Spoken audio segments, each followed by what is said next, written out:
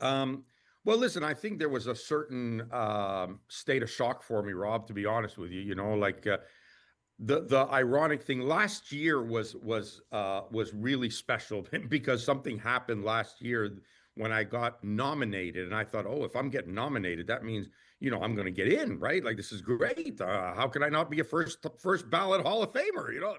But the ironic thing of that was I was in Australia and I got the email on October 2nd, 2024, that I had been added to the ballot. And the reason why that's crazy is because that is exactly 45 years to the day that I worked my first professional corner. Was an 8 round fight at the Montreal Forum with Vinny Curto. He's the guy who gave me my start in boxing, really, and as a trainer, especially.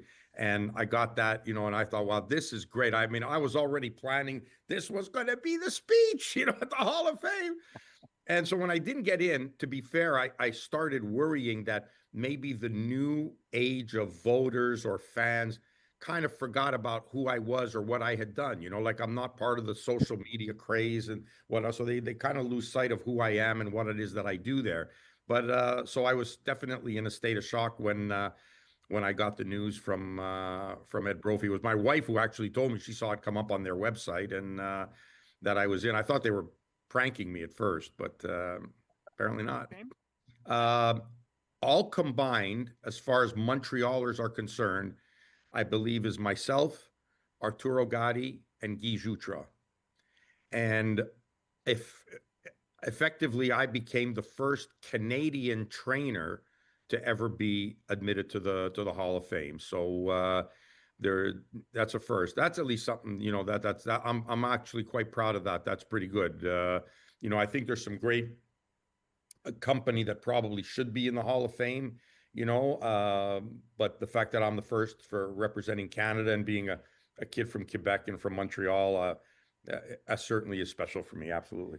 The thing that I felt proudest of, I think, was that I really felt that they recognized the merit. It's not about the prestige, it's about having been in this sport my whole life, and that's finally recognized, and I was able to do it at the highest possible level in any part of boxing that I did, whether it was being a trainer, being a cut man, manufacturing equipment, media, doing 6 Olympic Games, all that together, was done at a world level. And I'm really proud of being able to have done that and, you know, be part of boxing history that I achieved that from, I said in a quote the other day that my realities have surpassed my dreams.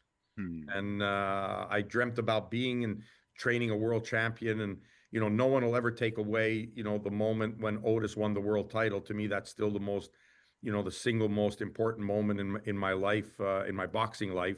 But to have worked with all these champions and do what I've done and travel the world, I mean, it's beyond my expectations, to be fair.